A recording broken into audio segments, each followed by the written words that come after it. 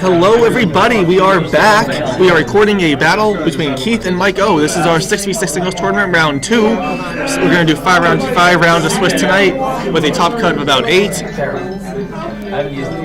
The top cut of 8, each round will be 22 minutes. This is round 2 of 5. We have Mike O versus Keith. Keith just came to the club this past semester. Mike O has been with us quite a while. Mike O has been competing in BGC and other sorts of regional events for quite some time. He's a well-seasoned member. Keith also has some great experience. I was talking to him the other day in the hall. He really, believe me, he knows his stuff. This battle's certainly not going to be anything to scoff about. I'm sure we're going to see some great battling. You see some really solid teams. I've seen before. Before we saw Pat play Emily. Both of them have very solid teams. It was a very hard-fought battle. Emily's team going for baton passing. Pat's going for just more of attack and crush. But here we see Mike O and Keith in the round 2 of 5. Everybody, I'm joined by our president, Andres Morales, who's going to talk to us. Andres, tonight we're having a 6v6 singles tournament. Can you stop? And we're using a new tier system that hasn't really been seen much on the internet. Can you explain the new tier system?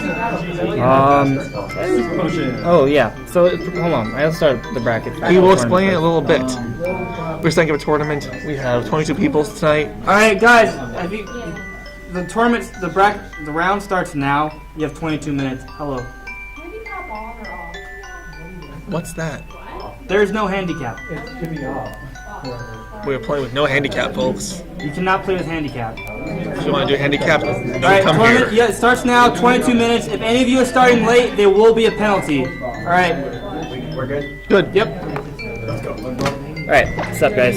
So, we're playing with the OP clause. I explained it to them briefly before. If you want to know about the OP clause, go please PSPSPokemon.com. But, let's analyze this team. That's Keith's team. This is Keith. We don't actually have the team for the other guy.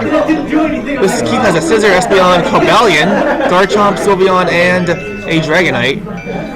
Going for the old school Dragon Steel combination, I see. Remember that from, what was that, Gen 4? That was a big thing in Gen 4, remember? That was really cool. Anyway. Mike O near side, Keith far side. Pretty sure that's supposed to be working. Anyway, this is our second round. Mike O versus Keith. Keith leads with an Espeon. Mike O brings out his famous Lilligant. We all know he likes this Pokemon. It's one of his favorite Pokemon. Now we know Espeon has a unique ability called Magic Bounce.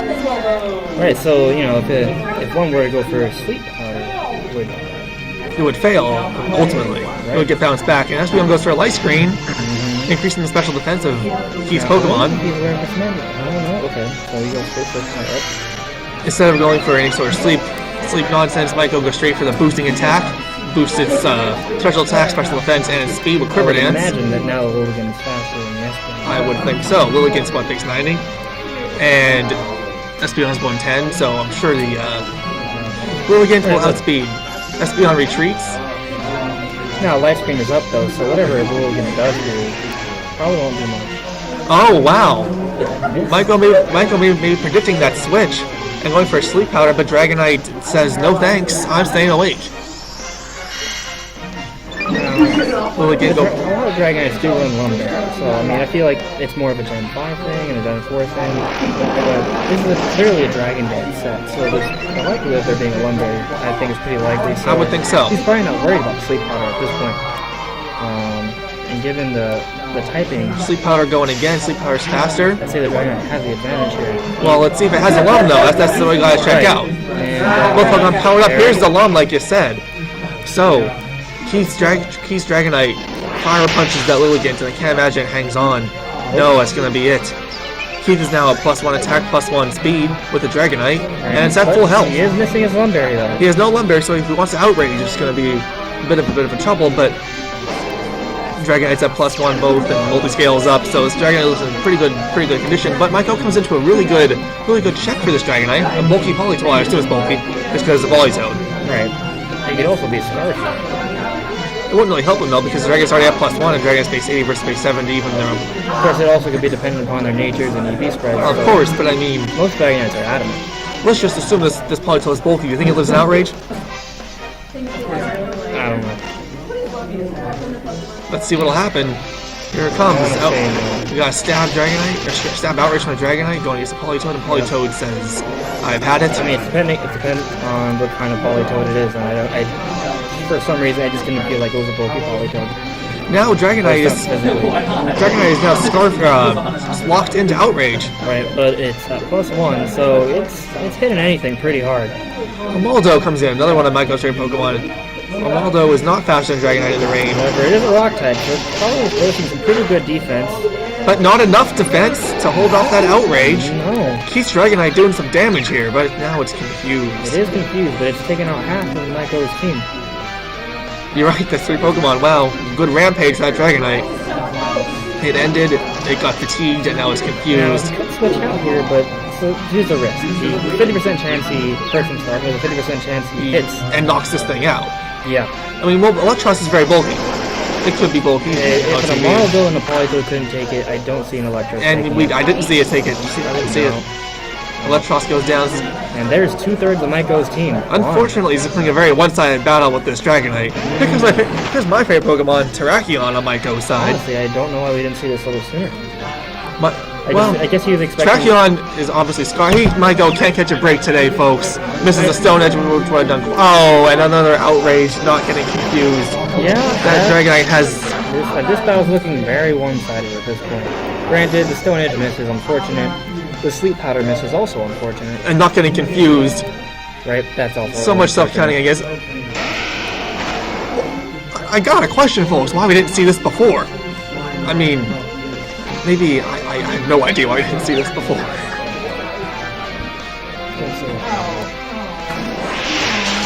Here comes the Fire Punch in the rain, though, thanks to that Politoed, so not doing all that much.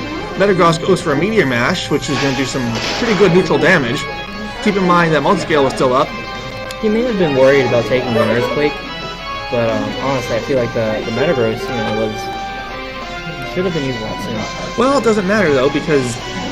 Hey, the rain stopped, and that probably is going. Metagross could have taken an Outrage.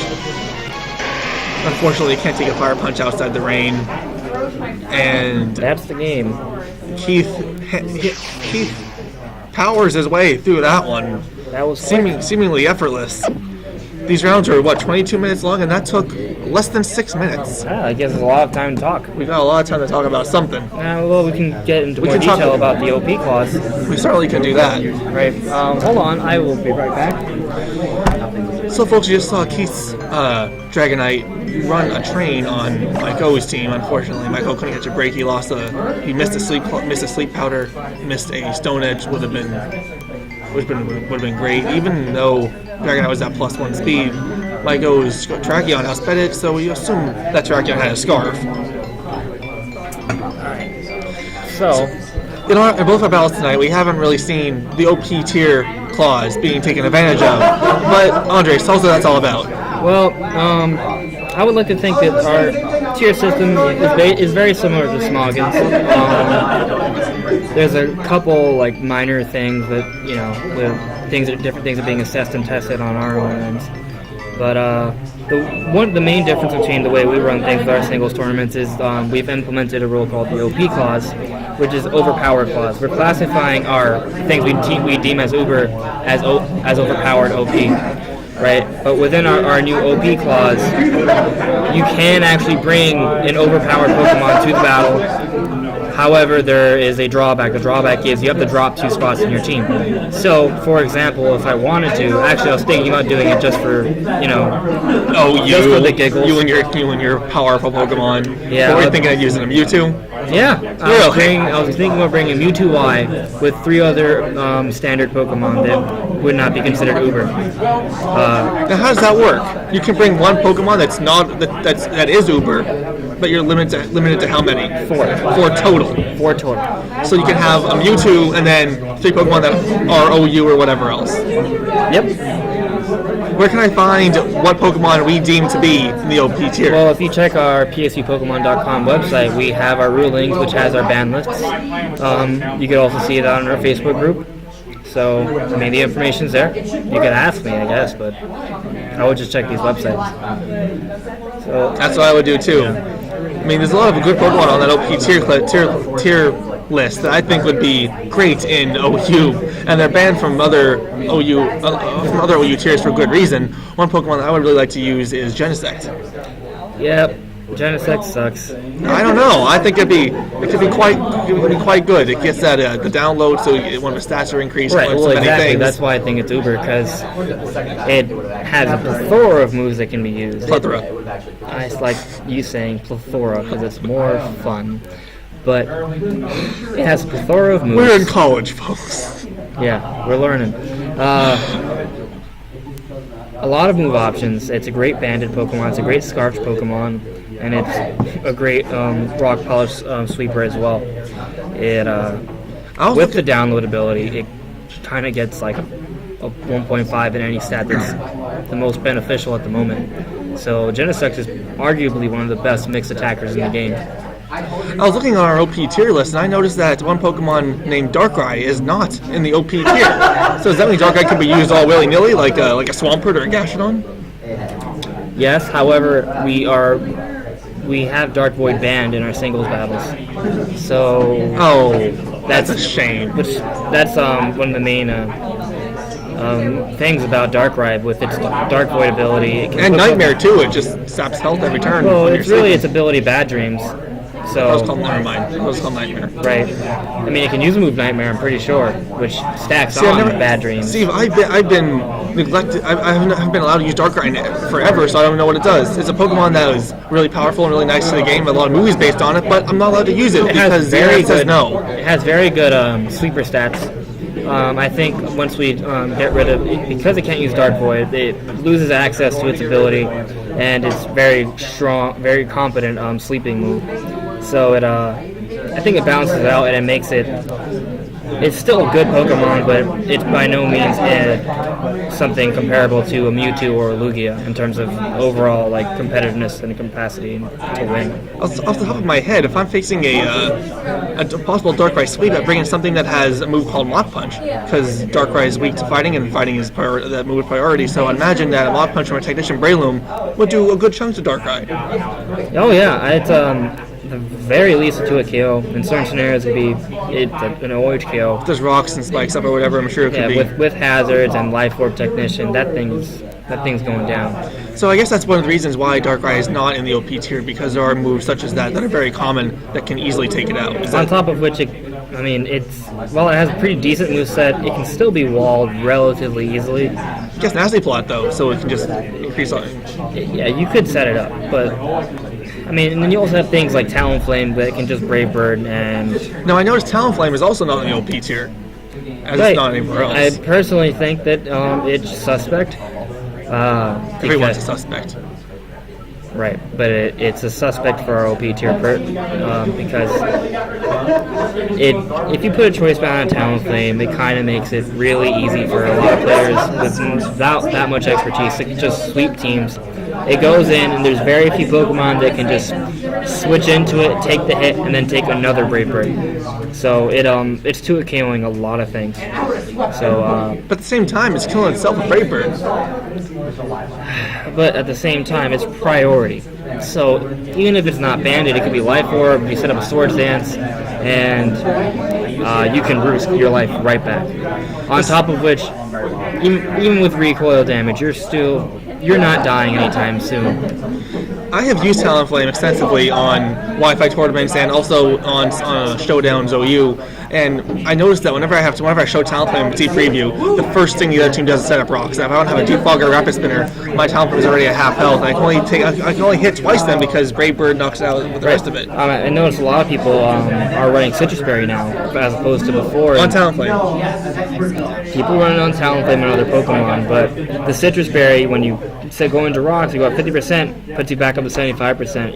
You're only losing a quarter. And with Talonflame, they can roost it or leftovers. The stealth rock damage isn't doing that much. I guess it's a new way that singles are being done now in this new generation, where Citrus Berry is a lot more viable for singles, not just doubles. We've seen doubles really be heavily... Citrus Berries are really heavily used in doubles, not so much in singles, but I guess now it has better applications. Now it can be put on a Talonflame and can take minimal damage from rocks. We're about to get Best miss for us is 5 minutes. we're about to get round 3 started. Round 2 is almost ending. You dropping? Yeah, probably. We have 22 people in this tournament. This is a singles OP. Sorry, 6v6. Don't mess with it. Might take a little bit. We plan on battling down the top 8 today, and then doing a top 8 single elimination bracket next meeting. How do I drop somebody? I'll be back. That's all we have to talk about right now for round 2. Stay tuned for round 3.